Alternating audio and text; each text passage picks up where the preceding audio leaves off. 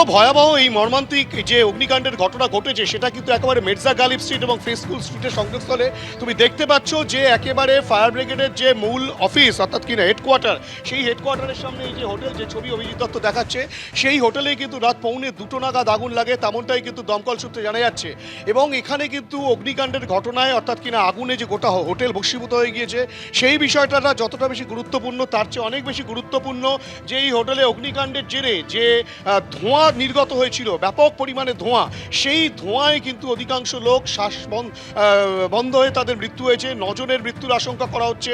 তুমি দেখতে পাচ্ছ কলকাতা পুলিশের উচ্চপদস্থ কর্তারা রয়েছেন, কলকাতা পুলিশের একাধিক থানার আধিকারিকরা রয়েছেন এবং গোটা মির্জা গালিব স্ট্রিট এটা কিন্তু এখন আপাতত সম্পূর্ণটাই যে হোটেলের যে সামনেটা সেখানটা কিন্তু ব্যারিকেড করে দেওয়া হয়েছে। এই যে গোটা ঘটনা ইতিমধ্যেই যেটা দেখা যাচ্ছে যে দমকলের তরফ থেকে যে উদ্ধার কার্য, সেই উদ্ধার কার্য চলেছে এবং ইতিমধ্যেই কিন্তু এখানে এই যে জায়গা, সেই জায়গাটা কিন্তু ঘিরে রাখা হয়েছে পুলিশের তরফ থেকে। তুমি জানো যে তারাপীঠের যে মর্মান্তিক অগ্নিকাণ্ডের ঘটনা ঘটলো, যে অগ্নিকাণ্ডের ঘটনায় একাধিক মানুষের মৃত্যু হয়েছে, সেই ঘটনার রেশ মিটতে না মিটতেই খাস কলকাতায় একেবারে দমকলের সদর দপ্তরের সামনে সেখানে যেভাবে অগ্নিকাণ্ডের ঘটনা ঘটলো হোটেলে, সেই অগ্নিকাণ্ডের জেরে কিন্তু 9 জনের মৃত্যু হয়েছে, তেমনটাই কিন্তু পুলিশ সূত্রে এবং দমকল সূত্রে জানা যাচ্ছে। এই যে গোটা ঘটনা তুমি দেখতেই পাচ্ছ যে হোটেল, সেই হোটেলের ভিতরের যে পরিস্থিতি, যেটা একেবারে দমকল কর্মীরা যারা এই আগুন নেভানোর কাজে হাত লাগিয়েছিলেন তাদেরকে অনেকের থেকে যেটা জানা যাচ্ছে যে ভিতরে কিন্তু কোনো রকম কোনো অগ্নি নির্বাপন ব্যবস্থা নেই, সরু সরু গলি, তার ভেতরেই বিভিন্ন রকম ঘর রয়েছে, সেই সব ঘরেই কিন্তু দম বন্ধ হয়ে দম আটকা পড়ে গিয়ে মৃত্যু হয়েছে এখানকার যারা হোটেলের আবাসিক ছিলেন তাদের।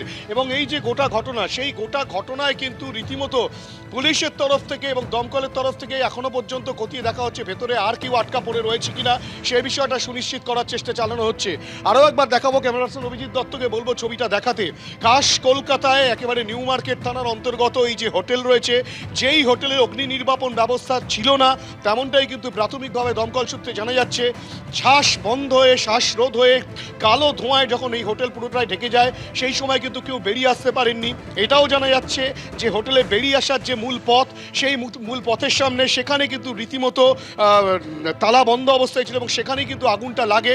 অর্থাৎ যারা আবাসিক ছিলেন তারা কিভাবে বেরোবেন তারা কিন্তু বুঝে উঠতে পারেননি, কিং কর্তব্য বিমূঢ় হয়ে পড়েন। কেননা যেভাবে আগুন লেগেছিল, প্রথমত আগুনের আতঙ্ক, দ্বিতীয়ত বেরিয়ে আসতে না পারার একটা বিষয় থাকে, কেননা যেহেতু সামনেটা আটকানো অবস্থায় ছিল, তৃতীয়ত সরু গলি এবং যেখানে অগ্নি নির্বাপন ব্যবস্থা নেই, কোনো রকম কোনো অগ্নি নির্বাপন ব্যবস্থা, এত বড় একটা হোটেল চলছে, সেখানে হোটেলের সরু যে গলি, সেখানে কিভাবে এই ঘরগুলো তৈরি হলো, কিভাবে অগ্নি নির্বাপন ব্যবস্থা ছাড়া খাস কলকাতায় নিউ মার্কেট থানা এলাকায় আমরা সেই ছবি দেখতে পাচ্ছি। এই মুহূর্তে যে খবর পাওয়া যাচ্ছে, 9 জনের মৃত্যু হয়েছে ফ্রি স্কুল স্ট্রিটের হোটেলে ভয়াবহ অগ্নিকাণ্ডের ঘটনায় 9 জনের মৃত্যু।